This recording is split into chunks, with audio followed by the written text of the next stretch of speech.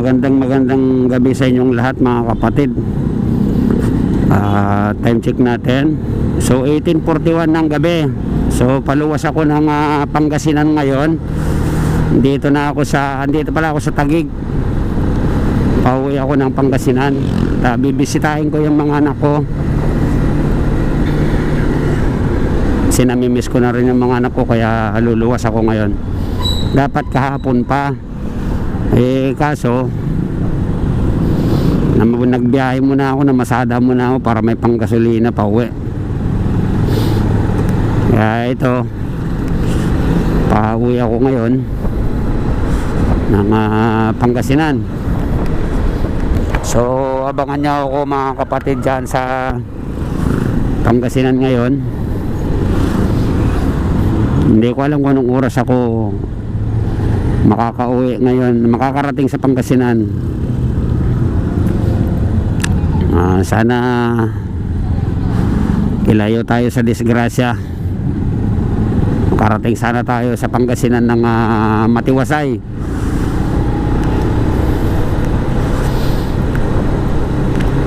At wag na rin sana umulan at hindi sana magkakaroon ng aberya sa daan, para makarating tayo ng maayos sa Pangasinan. Kaya andito na ako sa may Arca ngayon, Arca Taguig mga kapatid. So update ko na lang kayo mamaya mga kapatid kung nasaan ako. One eternity later. Nagpapultank muna ako dito sa may Felix sa Avenue bago umuwi. Inabot pa ng 550 pultank natin. Nagkarga na ako ng 400 kaninang tanghali, so may 550 pa. So ito, biyahe na ako ngayon. Ang time check natin sa 19:56 ng gabi. So 7:56 na ng gabi, mag-alas 8 na. Andito pala ako sa Maynila, Marikina. Kasi nagpapulta ako dito. Mas mura kasi dito ang gasolina mga kapatid. Traffic naman. Tagal kong inaabot ng dyan sa C5 kasi traffic. Ito Cubao medyo maluwag. Sana hanggang Cubao na to maluwag para maaga-aga tayo makalabas ng Maynila. Sana pagdating sa EDSA maluwag din para maaga tayo makalabas ng EDSA. So ayun mga kapatid, update ko na lang kayo ulit mamaya.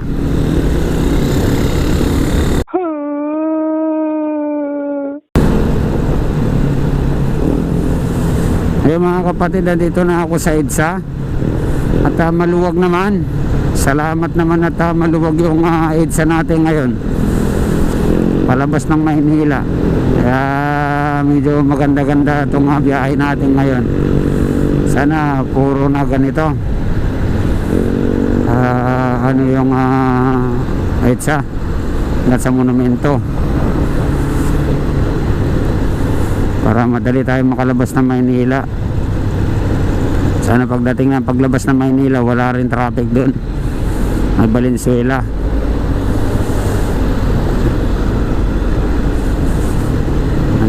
Nako, medyo may yata dyan.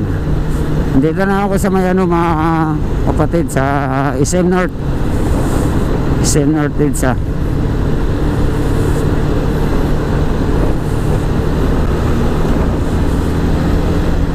Sarap magpatakbo mga kapatid kasi puno yung gas natin at saka medyo maluwag, kaya okay lang, maganda.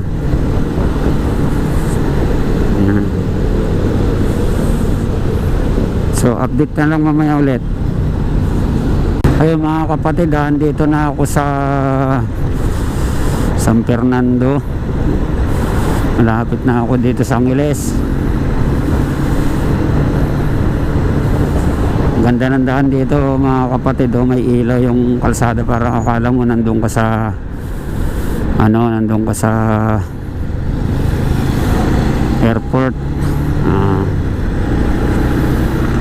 Nandun ka sa airport mga kapatid. Ano nyo, may ilaw, nakalinya talaga. Ang galing ha.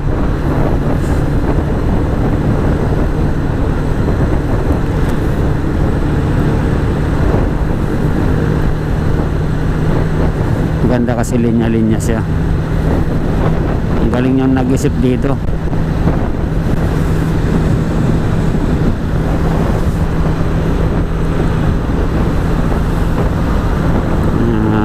Anong oras na? Alas 10 na pasado. Tama-tama lang to, para pagdating natin sa probinsya ay gabi na. Madaling araw na tayo makakarating doon sa bahay nito. Hanggang maghapon lang bukas, uwi na naman. Mabisita ko lang yung mga bata, mga anak ko.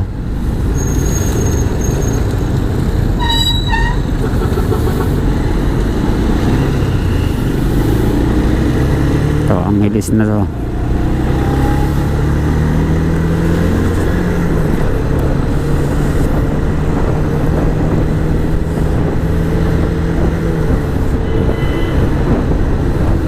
Mamaya mabalakat na.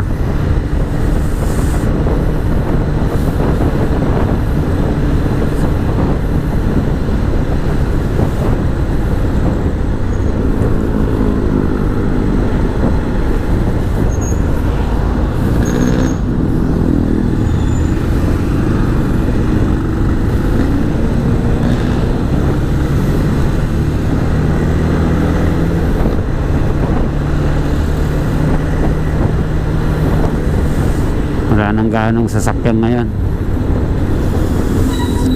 Ito yung pinakadelikadong lugar dito, ay pinakadelikadong ano na ngayon, kasi walang ganong sasakyan. Biglang sumusulpot yung galing sa ano nito, galing sa kanto-kanto, kasi expected na nila maluwag yan. Pero hindi nila alam na mas delikado itong ganitong kukunti yung sasakyan. Ang sakit ng ulo ko at saka batok ko kaninang umaga pa to Nauduminar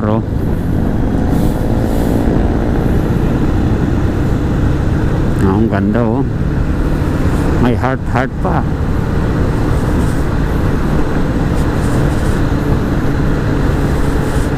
Ayan heart. Galing Ito yung tulay sa May Angeles mga kapatid.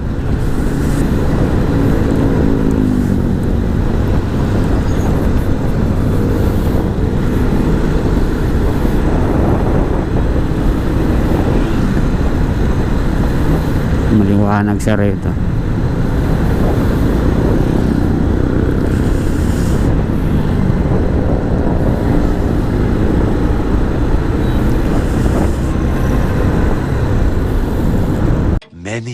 Many minutes later. Ayun mga kapatid, andito na ako sa Moncada, Tarlac. Moncada, Tarlac na. So alas 12 na yata.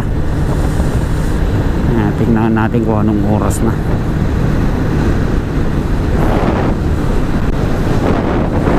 Alas 12:05 na nga. Moncada, Tarlac na tayo.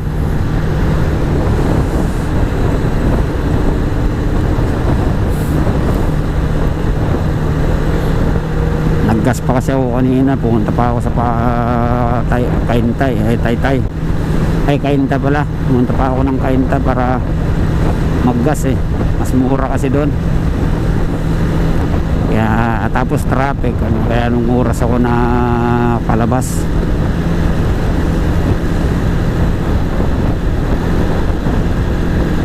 Alas 9 na kanina, ay alas 8 na pala. Alas 8 na kanina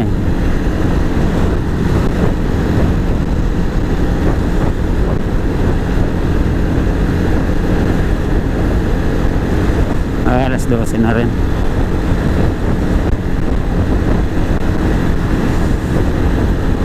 So andito na ako sa, nakalampas na ako ng Moncada Tarlac mga kapatid, at malapit-lapit na rin ako sa San Manuel. Yan.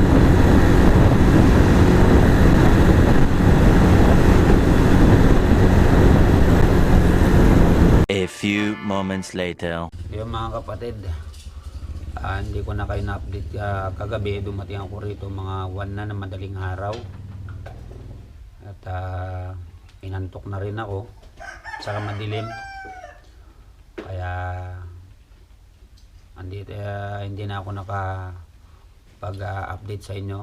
Pero andito na ako sa bahay ngayon, kapiling ko na yung mga anak ko. So dito ko natatapusin ng no. Huwag